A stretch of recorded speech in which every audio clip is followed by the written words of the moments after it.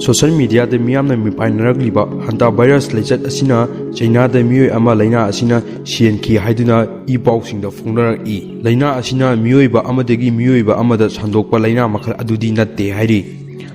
Virus असिबु तसेंगनमो संदोकलिबा असिदी उची उतिन असिना चिंगबा चिगनबा चागनबा साखरदगी थोलकपा वायरसनी हाइदुना फोंदोकली उची उतिन चिकलुरबा सा असिना मियोयबगी मनाक्ता लैरुबदा वायरस असि संदोकपा ngambani हाइरि तसेंबदी सा अदुगी मथी मयुंग मसा थेंगलुबा मतमदगी वायरस असि मियोयबदा लांसिलकपनी हाइना फोंदोकली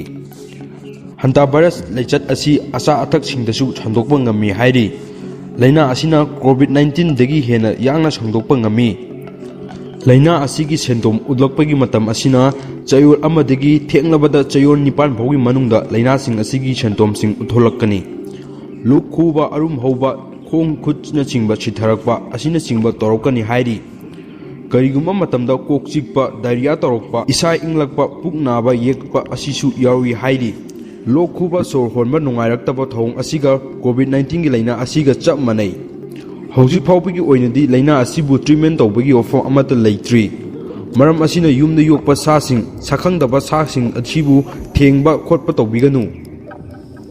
मरम अदुना लैना सिंगसि असिदिगी ngakthoknaba खुद सा सपोन निथि जना हंबीगदबनी मुंफात्रिबा असा अथक सिंग चाबिरोइदबनी।